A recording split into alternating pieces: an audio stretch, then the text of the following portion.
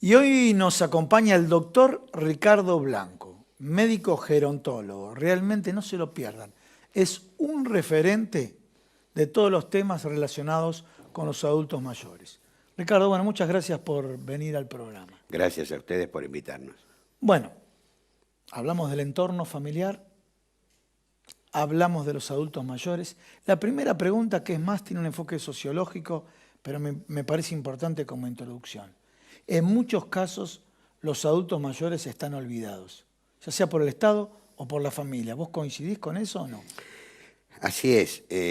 Lamentablemente la situación difícil que estamos viviendo hace más hincapié en las poblaciones más vulnerables, como son los niños y los adultos mayores, las personas mayores, donde este profundo deterioro los lleva a un estado de invisibilidad, marginación, aislamiento, que puede terminar inclusive con la muerte, ¿no? Porque esto son causas muy graves, el tema de la medicación, la alimentación, una cantidad de cosas que destruyen la mejor calidad de vida, ¿no?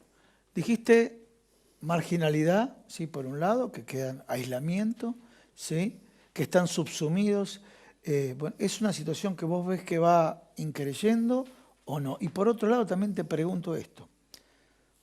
Dentro del mercado laboral hay gente que lamentablemente está sin trabajo, hay gente que está trabajando, pero cada vez trabajan más y de pronto ese tiempo que se tenía para ayudar para aquel adulto mayor que necesitaba la ayuda del entorno, tal vez no lo tiene.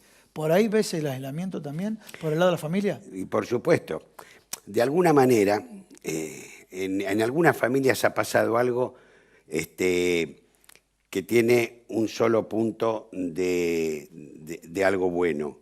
Es muy malo que la gente se quede sin trabajo, es muy malo el tipo de jubilación que está cobrando la gente, ya sabemos que han perdido casi un 20% y los que se van a jubilar mucho más porque la nueva ley que se hizo es un desastre. Pero en algunas familias que no tienen trabajo, el único dinero que entra es la jubilación del padre o de la madre. Y esto de alguna manera lo ha puesto otra vez en un lugar preferencial en la familia. Digamos, muchas familias lo tienen igual, no estoy generalizando, pero de cualquier manera, el hecho de que no tenga casi dinero para comprarse los medicamentos han subido entre un 250% aproximadamente, algunos mucho más. No pueden, entonces, cuando una persona se muere, te dicen murió por diabetes, murió por hipertensión, murió por una insuficiencia cardíaca. Mentira, porque esas son patologías que las personas pueden vivir muchos años compensado con la medicación. Murió porque no pudo comprar los medicamentos. Cada vez están más caros y cuestan más.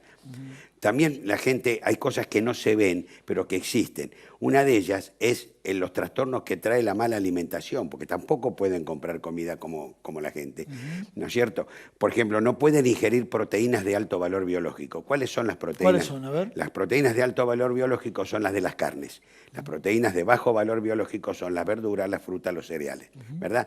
Como no pueden comprar porque las carnes están muy caras, lentamente van hacia un camino y hacia una patología que se llama sarcopenia, ¿no? Sarco es músculo, penia es la disminución. Disminuye la masa muscular, empiezan a tener trastornos en la marcha. Esta es una de las patologías. Tengo una pequeña interrupción. Dijiste disminución de masa muscular, me imagino falta de estabilidad en los pies, me imagino caída, me imagino ¿Sí? Rotura de cadera, ¿no?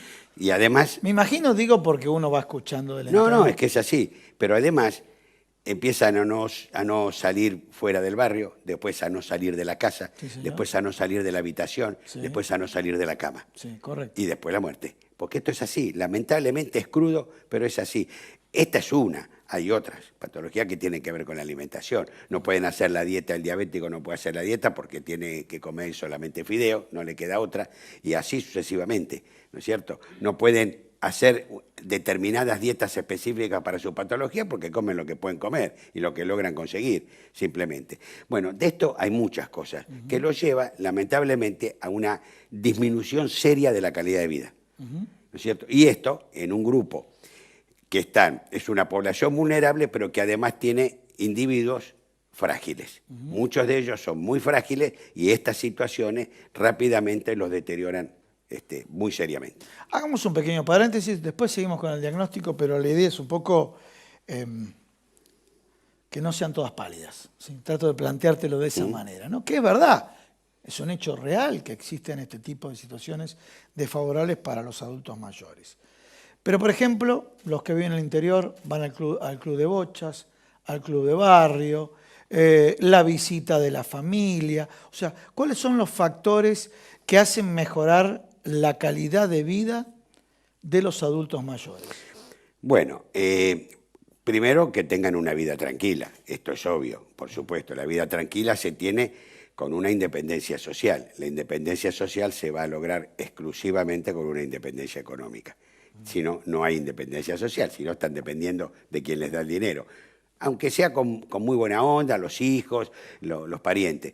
Por otro lado, pueden ir a clubes, pueden ir a sociedades de fomento, siempre y cuando éstas puedan funcionar, porque están cerrando casi todas porque no pueden pagar la luz, el gas, los servicios, todas estas cosas, los servicios.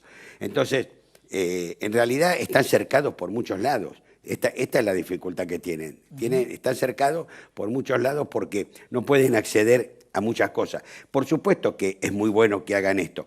A veces van y hacen aquagym, en algunos porque se ha logrado hacer. Yo me acuerdo que en una época, y no hace mucho, el PAMI hacía algunos centros de gimnasia porque los clubes de fútbol, por ley, cuando no utilizan sus instalaciones, las pueden otorgar a instituciones sin fines de lucro. Se les otorgaban a PAMI. Entonces iban, hacían aquagym, después se sentaban a comer algo y después a la tarde hacían juegos de carta o entretenimiento. En realidad, ni el aquagym ni lo otro tenía importancia. La importancia era la socialización que se hacía para la gente que a veces está sola. Sí. Bueno, esto se acabó, no existe. Como muchas otras cosas, ¿no? Se retasea la entrega de prótesis, se retasea la entrega de órtesis. Vos estás hablando desde el PAMI, ¿no? De PAMI, por ejemplo. ¿Vos trabajaste en el PAMI? Yo estuve 24 años en el PAMI. ¿Qué hacías? Lo conozco de memoria. Y empecé como médico asistente y terminé como subgerente de planificación. O sea, la parte de planificar. ¿Qué hace un subgerente? Que es el último cargo. ¿Qué hace el subgerente de planificación en PAMI? ¿Qué hace? Y planifica proyectos y programas. ¿Cómo cuál? Contanos un programa. Bueno, el Pro Bienestar lo hicimos nosotros, que era el programa que hacía los bolsones.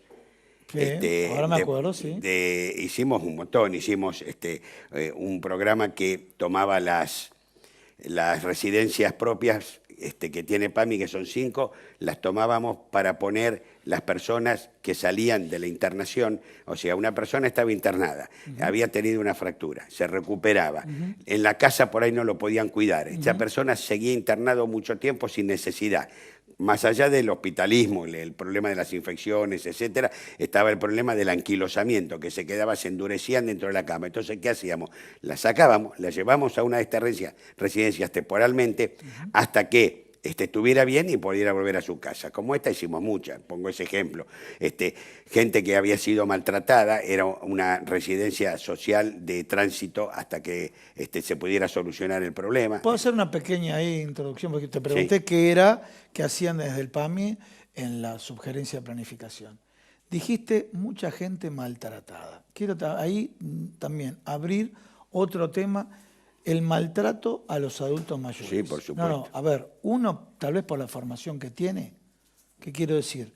Peca de no hablar del tema. ¿Existe el maltrato en los adultos mayores? Muchísimo. ¿Qué es muchísimo? Y no es ¿Qué es muchísimo? Mucho. Hay un porcentaje muy alto de personas mayores que son maltratadas psicológicamente. A ver, mucho menos ¿qué ejemplo? Físicamente. ¿Qué ejemplo? Bueno, por ejemplo, no tener en cuenta cuando se le tiene que dar los medicamentos, total no tiene importancia. Por ejemplo, si están en unas residencias, las residencias por lo general no son buenas. Lo que nosotros vemos cuando vamos, yo estuve en una época a cargo de las residencias de todo el país de PAMI, y me iba a las 2 de la mañana y veía, por ejemplo, en algunas de ellas que dormían en colchones en el piso, porque tenían cama otorgada, pero las camas otorgadas se utilizaban para los privados y a ellos los acostaban en el piso. O iba a las 7:30 de la tarde y abría la heladera y no había cosas para darle de comer. Esto es maltrato. Y muchas veces lo que ocurre es que uno llega a una residencia y ve personas con una sobrevida de custodia sentadas mirando la pared y esperando la muerte. así totalmente. Discúlpame, ¿qué es sobrevida de custodia? Una sobrevida que están ahí, las están cuidando, pero una sobrevida, nada más. No le otorgan ninguna otra cosa, más que lo elemental. O sea, como si fueran una cosa, que están ahí. Muchos atados a la silla, pero con atadura farmacológica. A ver, O sea, atado, a ver, vamos despacio, porque sos médico. atados con sos ataduras farmacológicas. Sos gerontólogo, trabajaste en el PAMI y lo ves a diario y nosotros no lo vemos a diario. Nos enteramos cuando a través de una persona conocida, un referente, un referido, ocurre atadura farmacológica. Sí. Significa tenerlo dopado todo el tiempo. Todo el tiempo. Y eso, a veces, tiene una gran complicidad. Complicidad de los dueños de la residencia donde está, ¿por qué? Menos personal. Complicidad del médico del lugar, menos consultas para él. Y a veces complicidad de la familia que tiene que ir mucho menos a ocuparse de ellos. Muchas veces ocurre esto. ¿Por qué no hablemos un poco de la familia? Desde Sí. este programa, si podemos lograr, aunque sea que se sensibilice a alguno, realmente nos vamos a dar por... el tema que la familia no se ocupa. Vos ves, a ver, no te pido porcentajes, pero ves que es una constante que ocurre eso, que la familia no se ocupe. En algunos casos, no en todos. Hay gente que se ocupa de verdad de su familiar. Vamos a hablar de la familia que no se ocupan. ¿Por qué no se ocupan? De los que no se ocupan. Bueno, los que no se ocupan, a ver, ejemplo, en la época del menemismo, que fue muy parecida a esta, ¿qué pasaba? Mucha gente sin trabajo, no podían pagar el alquiler. Iban los padres o la madre, tenían una casita. Entonces, mirá, vamos provisoriamente a quedarnos con vos porque hasta que solucionemos el problema, entonces venimos, ¿cómo hacemos? Bueno, hay una piecita en el fondo, vos quédate en la piecita y nosotros ocupamos, que estamos con los chicos, el resto. Entonces, primera corrida a la piecita del fondo. Van a su propiedad y lo desplazan. Y lo desplazan. Y después, al poco tiempo, a una residencia para Y lo mayores. sacan de la propiedad y lo mandan a un geriátrico. Y ahí quedó. Esto, sumamente frecuente. Los cuidadores que le cobran, cuidadores que pueden ser familiares o no, le cobran la jubilación y nosotros manejamos todo, le dan la alimentación y el dinero, poco, mucho, no lo ven nunca. Bueno, montones de cosas de este tipo, ¿no? Montones de cosas. Que, evidentemente, lo que hay que hacer es tener un control de estas cosas. Pasa que no se tiene, se invisibiliza. La sociedad en general, no con mala intención, sino por lo siguiente, la sociedad en general tiene rechazo a la vejez, tiene rechazo a los viejos. Y esto en realidad es el rechazo a su propia vejez. No quiere ver lo que va a ser. Lo que le va a pasar. Lo que va a ser si tiene suerte. Si tiene suerte. Pero te lo hago al revés, bueno, ¿y por qué Porque no piensa, che, mejor me porto bien para que no me toque a mí esto? Pero además uno Disculpame, puede... cuando te dice la pregunta, bueno, por lo menos, si yo hago esto, tal vez recibo algo. ¿No lo piensan así? No. ¿La cultura del individualismo va es muy más grande. allá? No necesariamente cuando da algo y ayuda a alguien no tiene que esperar una respuesta igual. No Te entiendo, ya necesariamente sé, obviamente. aparece. Entiendo, ¿no? a ver, entiendo, es muy lógico, pero nada más mi obligación era decir, bueno, ahora te hago una pregunta que puede escapar o no de tu especialidad.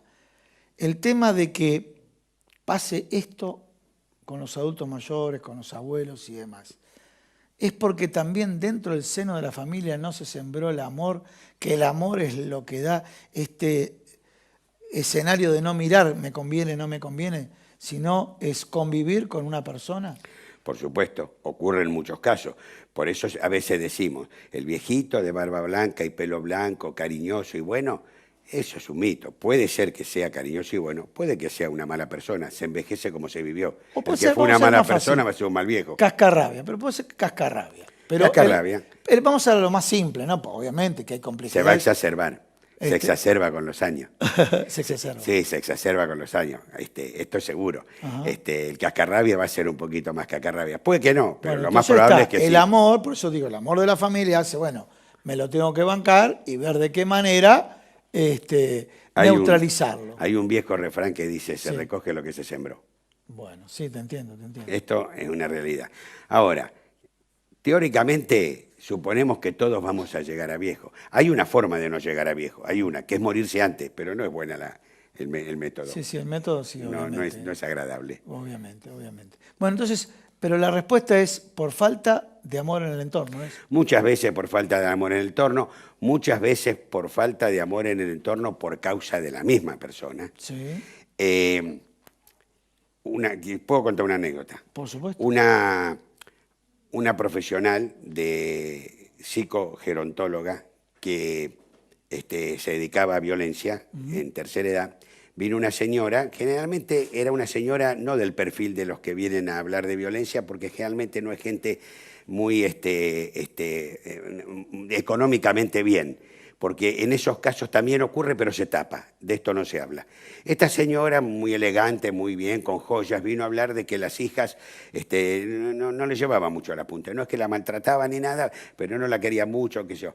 Y le dijo, y una de mis hijas además es colega suyo y trabaja con usted, que era la hija era una médica. Entonces, bueno, Claro, hasta ahí ahí cortó, te- la ahí te psicóloga, preocupaste, la sí. psicóloga cortó, fue a hablar con la médica, le dijo, pasó esto, vino tu mamá, me dijo esto, yo le voy a derivar esto a otro profesional porque Sí, no corresponde. La médica le dijo, mirá, seguí vos con esto, decile que te cuente. Decirle, nosotros, sí, no la vemos mucho, pero decirle que te cuente todo, decirle que te cuente cuando ella miraba para otro lado, cuando mi papá nos violaba a mi hermana y a mí. Apa. Y después se iban de viaje a Europa para tapar las cosas. Decirle que te cuente.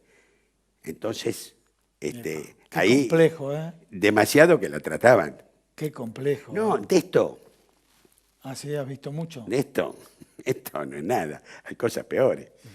Hay cosas peores. Bueno, ya que dijiste, ya que provocaste, decime qué cosas peores hay. Y a mí me pasó, estando a cargo de una residencia, que había una señora que venía, le cobraba la jubilación al padre, venía, le compraba lo que necesitaba, le dejaba todo lo que sobraba de la jubilación, muy correctamente la mujer, y se iba. Hasta el mes siguiente no venía. Yo estaba recién era médico gerontólogo, y subido arriba del caballo, la llamé a la señora y le dije, señora, el cariño, su papá, bla, bla, bla, bla, qué sé yo. La mujer me escuchó atentamente y me dijo, mire, doctor, ¿sabe qué pasa? El problema no es que yo hago lo que tengo que hacer porque es mi obligación, pero la verdad que yo no me puedo olvidar que cuando era chica él me violaba permanentemente y me maltrataba. Entonces, disculpa, quiero hacer acá una pequeña síntesis. En algunos casos, voy a decir en algunos casos, no en todos, Por supuesto. cuando se da este tema del maltrato a los adultos mayores, estás comentando que existe antecedentes donde el maltrato era inverso, cuando era padre, cuando ellos eran menores. ¿Es correcto? No está justificado el maltrato. No estoy justificando, No, estoy diciendo no, yo no justifico el maltrato al adulto mayor. Digo que lo que justifican ellos, Claro. los que hacen maltrato justifican lo que ocurrió en el pasado. la ley dice que los hijos deben ocuparse de sus padres del alimento, igual que dicen que los padres de los hijos. Sí. La ley dice que deben ocuparse del alimento. Lo que no dice la ley, no puede decir nadie, es que tiene la obligación de tenerle cariño.